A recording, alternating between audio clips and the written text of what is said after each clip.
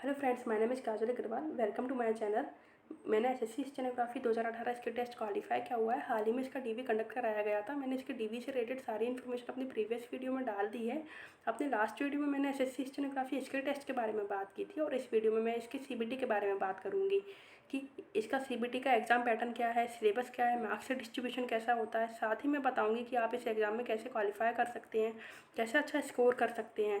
मैंने खुद SSC stenography examination first attempt में क्वालिफाई किया हुआ है। अपने मार्क्स कट ऑफ से रिलेटेड सारी इन्फॉर्मेशन मैंने अपनी प्रीवियस वीडियो में डाल दी है। आप चाहें तो वो वीडियो देख सकते हैं। अब बात करते हैं इस वीडियो के बारे में। यह वीडियो मैंने एग्जाम पैटर्न, सिलेबस और मार्क्स डिस्ट्रीब्यूशन पे बनाया है। स्कीम ऑफ एग्जामिनेशन क्या है एसएससी स्टेनोग्राफर एग्जामिनेशन के लिए। इसमें 3 सब्जेक्ट्स होते हैं, रीजनिंग, जीके और इंग्लिश। इसमें रीजनिंग और जीके के लिए 50-50 मार्क्स का पेपर होता है और इंग्लिश के लिए 100 मार्क्स का पेपर होता है। पूरा पेपर 200 मार्क्स का होता है, जो 2 घंटे के में सॉल्व करना होता है। 2 घंटे बाद पेपर अपने आप सबमिट हो जाता है। इसमें नेगेटिव मार्किंग 0.5 मार्क्स की होती है। मतलब अगर आपने एक क्वेश्चन रॉन्ग किया हुआ है तो आपको 1.25 मार्क्स आपके कट हो जाते हैं और करेक्ट क्वेश्चन पर 1 मार्क मिलता है। इस तरीके से 200 क्वेश्चन के लिए 200 मार्क्स मिलते हैं। रीजनिंग के लिए 50 मार्क्स, जनरल अवेयरनेस के लिए 50 मार्क्स, इंग्लिश के लिए 100 मार्क्स होते हैं। अब बात करते हैं इस एग्ज़ाम में इन सब्जेक्ट्स के अंदर टॉपिक्स क्या होते हैं, क्या कितने कितने क्वेश्चंस पूछे जाते हैं हर टॉपिक से। अगर आप स्टेनोग्राफर के नोटिफिकेशन में देखेंगे तो आपको इस तरह का सिलेबस दिखाई देगा हर सब्जेक्ट के लिए। रीजनिंग के लिए इस तरह का सिलेबस आपको दिखाई देगा, अवेयरनेस के लिए आपको इस तरह का सिलेबस दिखाई देगा और इंग्लिश के लिए आपको इस तरह का सिलेबस दिखाई देगा। इसे अगर आप पढ़ेंगे तो आपको थोड़ा सिलेबस समझने में कठिनाई हो सकती है, इसलिए मैंने इसे सिंपली डिस्ट्रीब्यूट कर दिया जिससे आप ये सिलेबस आसानी से समझ सकते हैं। जैसे अगर रीजनिंग की बात करें तो एसएससी स्टेनोग्राफी एग्जामिनेशन में 50 नंबर की रीजनिंग होती है और इसमें अलग अलग टॉपिक से क्वेश्चंस पूछे जाते हैं। हर टॉपिक से 3 to 4 क्वेश्चंस पूछे जाते हैं। अगर किसी टॉपिक से लेकिन 1-2 क्वेश्चन भी पूछे जाते हैं तो किसी टॉपिक से 4 to 5 क्वेश्चंस भी पूछ लिए जाते हैं। इस तरीके से टोटल 50 क्वेश्चन पूछे जाते हैं।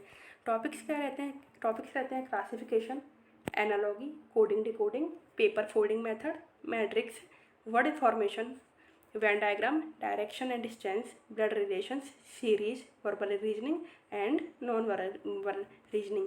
इसमें क्लासिफिकेशन में 4 to 5 क्वेश्चंस होते हैं, एनालॉगी में 3 to 4 क्वेश्चन, कोडिंग डिकोडिंग में 4 to 5 क्वेश्चंस होते हैं, पेपर फोल्डिंग मेथड में 2 क्वेश्चंस पूछे गए थे लास्ट ईयर। वैसे 1 क्वेश्चन आता है लेकिन लास्ट एग्जामिनेशन में एसएससी स्टेनोग्राफर में 2 क्वेश्चंस पूछे गए थे। मैट्रिक्स में भी 2 क्वेश्चंस पूछे गए थे। वर्ड फॉर्मेशन 4 to 5 क्वेश्चंस रहते हैं। वैन डायग्राम 2 to 3 क्वेश्चंस रहते हैं। Direction and distance 2 to 3 questions रहते हैं। ब्लड रिलेशन में 2 to 3 क्वेश्चंस रहते हैं। Series 4 to 5 question. Verbal reasoning and non verbal reasoning दोनों से 4 to 5 क्वेश्चंस पूछे जाते हैं। कभी कभी ब्लड रिलेशन और डायरेक्शन एंड डिस्टेंस को समझने उसमें होता क्या है, कभी कभी एक ही टॉपिक दे देते हैं, उसी से सारे क्वेश्चन निकाल लिए जाते हैं। 4 to 5 क्वेश्चन या 2 to 3 क्वेश्चन जो भी उन्हें पूछने होते हैं। और कभी कभी वो अलग अलग टॉपिक देते हैं जिससे आपको बार बार टॉपिक को पढ़ना होता है। इसलिए रीजनिंग थोड़ा टाइम ले लेती है सॉल्व करने में। अपनी वीडियो के लास्ट में बताऊंगी कि आपको एग्जाम पैटर्न को समझाने के बाद मैं अपनी वीडियो के लास्ट में बताऊंगी कि आपको कैसे ये पेपर अटैम्प्ट करना है, कौन सा सब्जेक्ट पहले सॉल्व करना है, कितना टाइम आपको हर टॉपिक को देना है, जिससे आपको एग्जाम सॉल्व करने में भी काफ़ी हेल्प मिलेगी। एसएससी स्टेनोग्राफी जनरल अवेयरनेस, इसमें क्या टॉपिक्स रहते हैं देखते हैं। स्टैटिक जनरल नॉलेज होती है, history, science, polity, art and culture, computer, static GK, economics, geography Indian और वर्ल्ड दोनों से पूछी जाती है। पहले केवल इंडियन ज्योग्राफी पूछते थे लेकिन अब एसएससी वर्ल्ड ज्योग्राफी भी पूछने लगा है। वर्ल्ड ज्योग्राफी में ज़्यादातर हमारे देश की सीमाएं किन देशों की सीमाओं से लगी हुई हैं वो पूछा जाता है। दूसरे देशों की राजधानी, उनके प्रेसिडेंट, प्रधानमंत्रियों के नाम, प्राइम मिनिस्टर्स के नाम, कैपिटल, करेंसी पूछ लेते हैं। कुछ चोटियाँ, हाईएस्ट कुछ चोटियाँ वगैरह पूछ लेते हैं। Static awareness, art and culture के बारे में पूछ लेते हैं, वहाँ का डांस क्या है, वहाँ का इतिहास पूछ लेते हैं। पॉलिटी से क्वेश्चन नॉर्मली नहीं आता है वर्ल्ड ज्योग्राफी में। स्टैटिक जीके आ जाता है, जैसे सबसे लंबा पुल कहाँ बना, इस टाइप के क्वेश्चन आ जाते हैं। करंट अफेयर्स में रहते हैं sports, books and authors, important schemes, portfolios, people in news. ये सारे टॉपिक आपके करंट अफेयर्स में कवर हो जाते हैं। करंट अफेयर्स में 7 to 8 क्वेश्चन एसएससी एग्जामिनेशन में पूछे जाते हैं।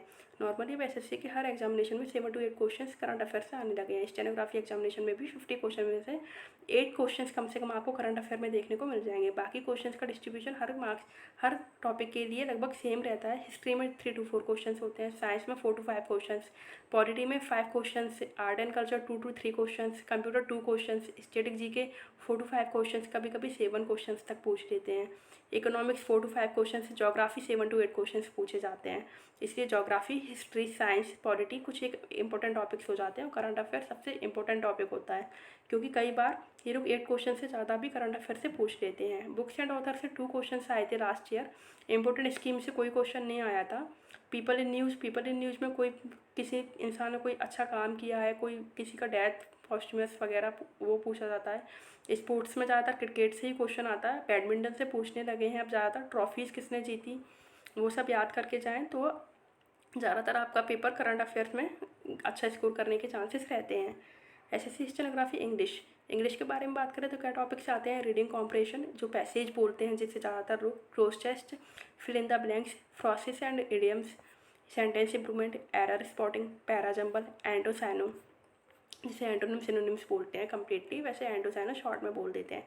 रीडिंग कॉम्प्रिहेंशन में 15 क्वेश्चंस होते हैं, क्लोज टेस्ट में 20 to 25 क्वेश्चंस होते हैं, कभी 20 क्वेश्चंस रहते हैं जिसमें 10 क्वेश्चंस के 2 क्लोज टेस्ट होते हैं और 25 क्वेश्चंस के क्लोज टेस्ट में 10 क्वेश्चंस के 2 क्लोज टेस्ट और एक क्लोज टेस्ट 5 क्वेश्चंस का आता है। फिलर्स में 5 क्वेश्चंस, फ्रासिस में 5 क्वेश्चंस, सेंटेंस इंप्रूवमेंट 10 क्वेश्चंस रहते हैं, error spotting 10 question, parajumble 5 question, एंटोसाइनो 5 क्वेश्चंस रहते हैं हर कैटेगरी से।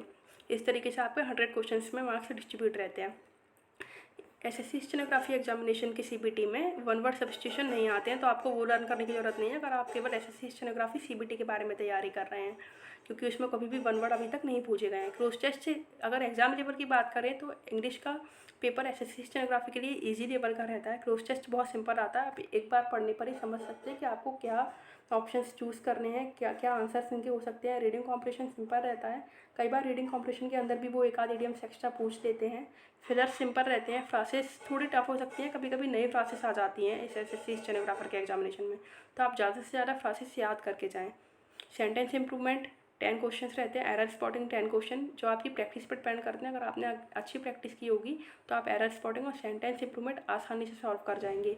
पैराजम्बल बहुत सिंपल होते हैं, कई बार 3 पॉइंट्स के ही पैराजम्बल पूछे जाते हैं। एसएससी स्टेनोग्राफी एग्जामिनेशन में 4 पॉइंट्स के पैराजम्बल बहुत कम पूछे जाते हैं और वो भी सिंपल लेवल के होते हैं, आप आराम से 1 टाइम रीड में ही उन्हें सेट कर सकते हैं। एंटोसाइनो आपकी प्रैक्टिस पर डिपेंड करता है, आपने जितने ज़्यादा एंटोसाइनो याद किए होंगे आपको उतनी आसानी होगी एंटोसाइनो के आंसर करने में। ये आपको रीडिंग कॉम्प्रिहेंशन और क्लोज टेस्ट में भी बहुत हेल्प करेंगे। आप एंटोसाइनो करने के साथ साथ वो पैरा वर्ब्स भी कर रहे हैं, फ्राजल वर्ब्स भी याद कर रहे हैं। फ्राजल वर्ब्स भी अब एसएससी स्टेनोग्राफी एग्जामिनेशन में पूछे जाने लगे हैं, जो काफ़ी कंफ्यूजिंग होती हैं, तो आप अभी से याद करना स्टार्ट कर रहे थे क्योंकि 2 महीने बाद एग्ज़ाम कंडक्ट होने वाला है। आई होप मैंने सारी इन्फॉर्मेशन इसके सिलेबस से रिलेटेड शेयर कर दी है और कुछ पॉइंट्स भी दे दिए हैं। हाँ, पेपर में कौन सा सब्जेक्ट पहले सॉल्व करें, आपको पहले सॉल्व करना है इंग्लिश, उसके बाद सॉल्व करना है जीके, उसके लास्ट में सॉल्व करना है रीजनिंग। ऐसा मैंने क्यों कहा, जीके पहले सॉल्व कर सकते थे, लेकिन कई बार हमें जीके के ज़्यादा क्वेश्चंस नहीं आते हैं। मान लो हमने 50 में से 25 या 30 क्वेश्चन ही अटैम्प्ट कर पाए, तो कई बार हमें टेंशन हो जाती है कि हमें तो कुछ पेपर आ ही नहीं रहा, तो हम टेंशन के चक्कर में बाकी पेपर जो हमें आ रहा होता है उसमें भी हम गड़बड़ कर देते हैं।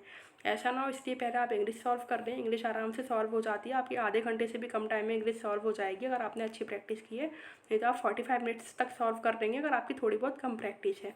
उसके बाद जीके सॉल्व करें और लास्ट में रीजनिंग सॉल्व करें, क्योंकि रीजनिंग टाइम टेकिंग होती है, तो आप आराम से लास्ट में बैठकर सॉल्व कर सकते हैं, आपको और पेपर सॉल्व करने की टेंशन नहीं रहती है। अगर आपको रीजनिंग सॉल्व करने में ज़्यादा टाइम लग रहा है तो एग्ज़ाम बचने के आधे घंटे पहले आप अपना बाकी का पेपर चेक कर लें कि आपको कहीं कोई दिक्कत हो, कुछ और चेंज करने हो अपने आंसर्स। उसके बाद फिर रीजनिंग सॉल्व करें, जिससे अगर आपका टाइम लैप्स भी हो जाता है तो आपको दिक्कत नहीं होगी, आपका बाकी का पेपर चेक हो चुका होगा, तो आप ज़्यादातर सही क्वेश्चंस करके आएंगे। मैंने भी यही स्ट्रेटजी फॉलो की थी एग्ज़ाम सॉल्व करने के लिए। मैं अपने बारे में बता दूं तो मैंने पहले जीके सॉल्व किया था, उसके बाद इंग्लिश सॉल्व की थी, लास्ट में रीजनिंग सॉल्व की थी। मेरे 150 मार्क्स आए थे, नॉर्मलाइज्ड मार्क्स से 150 थे, नॉर्मली मेरे 146 147 मार्क्स आए थे। नॉर्मलाइजेशन के बाद 4 मार्क्स इंक्रीज हो गए थे। मुझे लगता है मैंने सारी इन्फॉर्मेशन इसके सीबीटी से रिलेटेड शेयर कर दी है, जो आपके लिए आई होप काफ़ी इन्फॉर्मेटिव होगी। अगर आपकी कोई क्वेरी रहती है तो आप मुझे कमेंट बॉक्स में कमेंट कर सकते हैं, मैं आप लोगों की सभी क्वेरीज़ को आंसर करने की पूरी कोशिश करूँगी। Thank you.